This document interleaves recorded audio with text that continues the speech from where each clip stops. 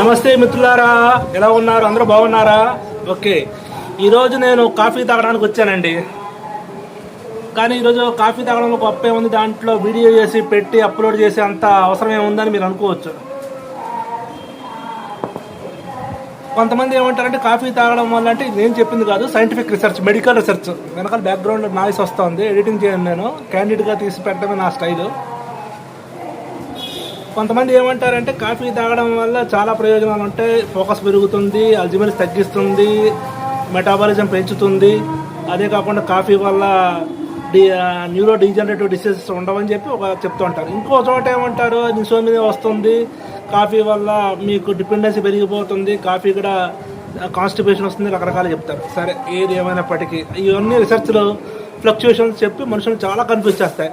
కానీ నేను వచ్చిన ఈ టీ వరల్డ్ అనే చోట మటుకు ప్రాక్టికల్గా మనం ట్యాన్సిబుల్గా ఏదైతే మనం ఫీల్ అవుతామో అవే చెప్తున్నారండి. వాటి వివరాలు చూద్దాం.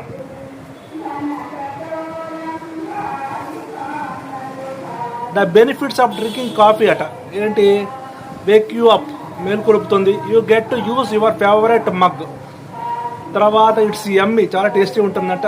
అవును, చాలామంది అంటుంటారు కదా, కాఫీ తాగుతూ ఉంటే ఆ స్మెల్ చాలా బాగుంటుంది, ఎనర్జీ ఫీల్ అవుతాము, హ్యాండ్ వార్మర్. అది న్యాచురల్గా కోల్డ్ కాఫీ తాగితే కోల్డ్గా ఉంటుంది, హ్యాండ్ హాట్ కాఫీ తాగితే వార్మర్ అవుతుంది. అది makes you happy. Okay, coffee తాగితే హ్యాపీగా ఉంటామో లేదో నాకు తెలియదు, అది మూడ్ని బట్టి ఉంటుంది.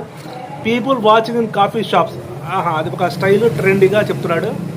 తర్వాత గ్రేట్ ఫర్ ప్రోకాస్టినేషన్ అంట, అంటే పనులు మానుకొని ఎక్కువసేపు కాలక్షేపం చేయొచ్చు అని చెప్తున్నాడు. అదేంటి, అది బెనిఫిట్ ఏంటో నాకు అర్థం కాలేదు. ఇది చెప్పింది టీ వరల్డ్ వాళ్ళు చెప్తున్నారండి.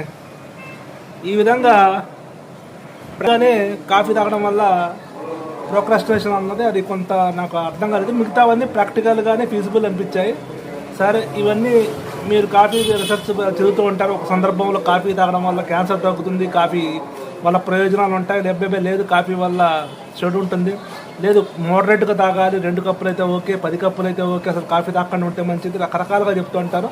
మీరేమనుకుంటున్నారో, మీ ఫీలింగ్స్, మీ ఒపీనియన్స్, మీ అభిప్రాయాలు మటుకు అవకాశం ఉంటే కమెంట్ రూపంలో చెప్పండి, డిస్కషన్ బాగుంటుంది. నమస్తే, happy to see you all, keep smiling.